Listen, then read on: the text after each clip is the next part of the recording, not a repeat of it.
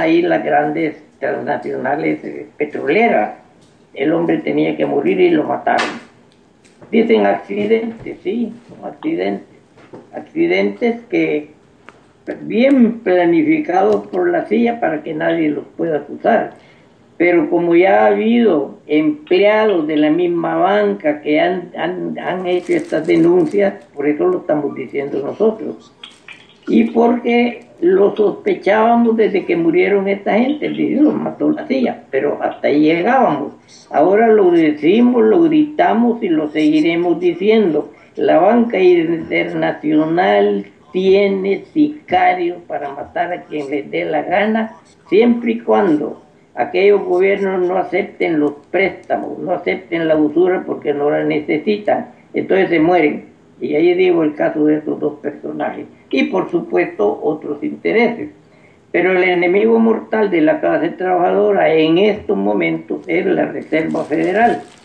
Por eso yo siempre decía que los trabajadores de Estados Unidos debían de hacer una lucha legal, siguiendo el ejemplo que les dejó Kennedy. Tal vez fue un buen ejemplo, no sé, pero o no lo hizo él por dejarles ese buen ejemplo, pero lo cierto es que él quiso eliminar esa gran empresa y no pudo. Lo asesinaron y hasta ahora no se sabe quién fue. Pues de pronto llegaría hasta ahí, ¿verdad? Mary Hall. Muchísimas gracias, Salvador. Queda ya muy claro, muy clara esta pregunta. Excelente respuesta. No sé si alguien más quisiera agregar algo antes de retirarnos, pero hay, como dijo Pablo Rodríguez al principio sobre este tema, hay mucho que hablar y sería tal vez el siguiente paso de estas instituciones financieras, hablar sobre ese paralelo que podría existir entre países como Grecia y Puerto Rico, entre otros, que estas instituciones han llevado a los pueblos a la bancarrota, porque quieren que sigan pagando esas deudas impagables, les llaman, pero en realidad ya han sido pagadas y con creces. Esta tal vez sería pregunta para otro programa, Pablo. No sé si alguien más quisiera agregar algo sobre esto o se pasa a otro tema. Bueno, María Hall, este es un tema definitivamente que tenemos que darle más taller, ¿no? Por supuesto. Lo que sí queremos aprovechar es tu presencia. Sabemos que ya en unos minutos parece que nos vas a dejar, entonces quisiéramos que ver si tenés algo más para nuestra mesa. Antes de retirarte, entendemos que más o menos en cuántos minutos nos dejas el programa. Bueno, sería en un par de minutos, pero sí, Pablo, a mí me gustaría entrar un poquito más en discusión. Marta Consuelo habló al principio sobre una marcha a la que ella parece que el día de hoy estuvo presente y habló de algunos trabajadores que están presos, y nos gustaría saber si hay algún movimiento, qué sucede cuando estos trabajadores están presos. Y lo mismo está sucediendo en este momento en Europa, en Francia, donde muchos manifestantes también están siendo llevados a prisión, y lo mismo está sucediendo en Estados Unidos. Hasta el día de ayer, y este es otro tema que va con la represión que están viviendo los pueblos, hasta el día de ayer en Estados Unidos, en lo que va del año, los departamentos de policía ya habían asesinado a 425 personas alrededor del país. En su mayoría, estas personas han sido asesinadas a sangre fría. Estamos hablando de, por ejemplo, una mujer que fue asesinada, esquizofrénica, que sus hijos llamaron porque no se había tomado sus medicinas y estaba actuando violentamente contra ella misma. Sus hijos llamaron a la policía porque tenían miedo que esta señora se dañara a ella misma. La policía llegó y la mató porque la encontró con un cuchillo.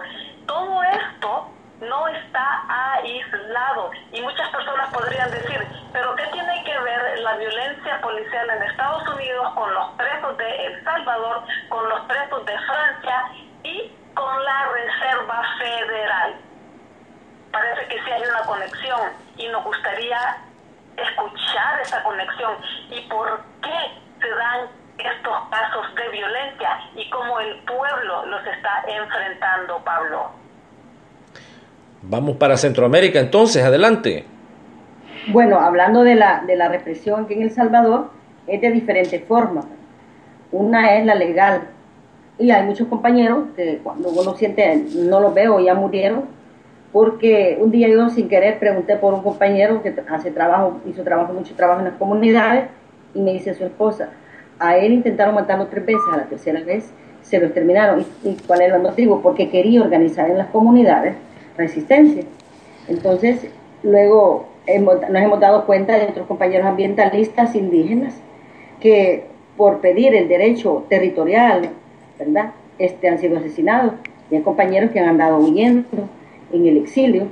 Y esta compañera en Santo Tomás protestaron, ¿verdad?, pacíficamente por el atropello ecológico que hicieron de 8 manzanas, los Pomas, los dueños del Camino Real, los dueños de los vehículos nuevos aquí en el país, y la compañera fue demandada por el Grupo Roble y estuvo presa, pero ha sido condicionada su libertad, condicionada por haber protestado, por haber ejercido su derecho, ¿verdad?, a decir un basta ya de que se estuviera deforestando esa zona, y de la noche a la mañana aquí se perdieron esos bosques.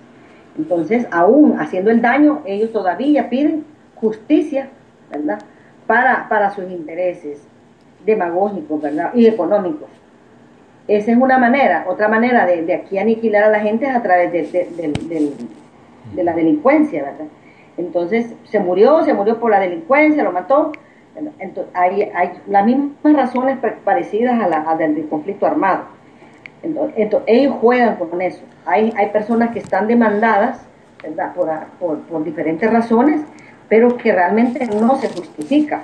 Decirle a las compañeras, pues, por ejemplo, las 17 compañeras que han estado presas, que ahorita ya van como 15, hay 2 o 3 liberadas. Entonces, por el hecho de decidir de su cuerpo y no tener pruebas, están sufriendo las cárceles, y no importándoles que esas mujeres no solo las torturaron, sino que su familia, los efectos graves de su familia y el problema traumático de estar presa, de pagar abogados, pero que hay organizaciones que en alguna medida se está colaborando para que se les libere. Hay diferentes maneras de tener agobiada a la población. La otra es la misma represión delincuencial de los jóvenes, de las maras que les dicen, de las pandillas. Es una manera terrible, ¿verdad? La gente se determina de no ir a tal lugar, porque por ejemplo yo quiero ir a una parte, yo tengo que tener cuidado de ir o no ir a ese lugar, porque están diversificadas las pandillas por número, por lo que sea, y hay personas que no podemos pasar o no podemos ir a tal lugar, a una misma familia, como que fueran las fronteras de los países, porque si no es con el DUI o el otro documento, no podemos pasar. Entonces la represión ahorita es más fina, es más delicada, es más aterrorizante, ¿verdad? Entonces, la parte económica también, ¿verdad? Porque les digo yo, mucha gente se arriesga a pasar por esa zona y seguro o se muere o tiene que irse de por ahí, ¿verdad? Entonces, es el terror fomentado por el Estado y por el mismo imperio, porque aquí no desliguemos nada del imperio, que es el que está planificando, y tenemos datos. Ojalá que un día yo pueda traer al compañero, donde en 1985 vinieron 5 jóvenes preparados y hablaron con ellos y venían preparados a esto que está desarrollando. Venían de Estados Unidos preparados para todo esto. Ellos, no sé qué pasó con ellos, si ya murieron, ¿verdad? Eso es lo que yo les puedo decir. Y también decirle que ayer a Pablo le mandé un documento sobre lo de la Patagonia, ¿verdad? Que es hasta Rockefeller se llama un depósito que van a hacer por ahí. Me quedo hasta aquí porque me está dañando la garganta. Bueno, no, es María Hall, lo que nos están resumiendo. Este resumen acá es real, ¿no? Entendemos que la parte final del análisis nos indicaba la analista de que en el caso de Argentina, por ejemplo, ya esto viene inclusive desde 1948 con la ocupación de lo que ahora se conoce como Israel, ¿no? Que antes era Palestina, que fue tomada prácticamente por los mercenarios invasores judíos, les dicen, pero prácticamente fue para establecer una base militar en esa región para controlar los intereses estadounidenses en su mayoría, pero en aquel tiempo todavía ingleses también. Entonces, todo lo que hemos estado analizando, por eso decíamos nosotros que tenemos que meternos a profundidad acá para entender lo que está pasando en estos momentos. Actualmente en Argentina se quiere formar, geográficamente hablando, territorialmente hablando, un Israel dentro de Argentina. Y es un proyecto que viene ya de varios años. Todo apunta que con la administración ahorita de Macri, que ese era uno de los objetivos esenciales, de ahí el apoyo millonario que tuvo la campaña de Macri, de intereses sionistas, que todo apunta a que en esta administración va a formarse ya lo que se conoce el Israel dentro de Argentina. Y esto, por supuesto que, como decía nuestra analista, es alarmante, más que alarmante, para todos los latinoamericanos, porque ya vamos a tener a un Israel adentro de América Latina. Y a un Israel dentro de América Latina con capacidad de igual, ¿no? Igual como el Israel de allá del Medio Oriente, con armamentos de todo tipo, ¿no? Incluyendo, por supuesto, armamento nuclear. Esa es la idea, para controlar toda América Latina. Y sí es cierto, estas grandes familias, como por ejemplo las familias de los Gates y las familias de los Rockefeller, están bien profundizadas en este proyecto y son parte del proyecto. Acordémonos que solo para comparar algo, lo que se va a tomar de Argentina es un tamaño geográfico que sobrepasa a lo que es España. Entonces estamos hablando de un territorio grandísimo que será tomado por los israelitas. De ahí viene ya la movilización de tropas y la implementación de bases militares en Paraguay y Uruguay.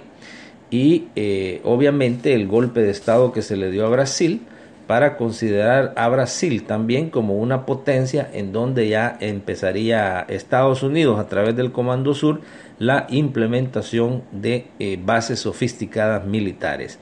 Ahora, esto le hemos venido dando taller en el pasado, pero obviamente, como nuestros analistas acá en Centroamérica nos acaban de decir, si no profundizamos en estos temas y nos vamos a la raíz, nuestros pueblos estarán confundidos y solamente reaccionaremos a consecuencias. Por lo consiguiente, es de extrema urgencia profundizar en el caso, por ejemplo, ahorita ya que entra a su fase 2, el caso de Venezuela. Obviamente, cuando Venezuela caiga por completo, eso va a tener repercusiones de tsunami, como decían, ¿no? En toda Latinoamérica, pero especialmente en este caso, pues en El Salvador, en donde gran parte de las inversiones en territorio salvadoreño tienen mucho que ver con lo que es el proyecto venezolano del ALBA. De ahí que es importante, que los analistas decían de que ya no es tiempo de enfocarse solamente en una región o en un país, como lo decía el Che Guevara, tenemos que hacer más Vietnams. De lo contrario,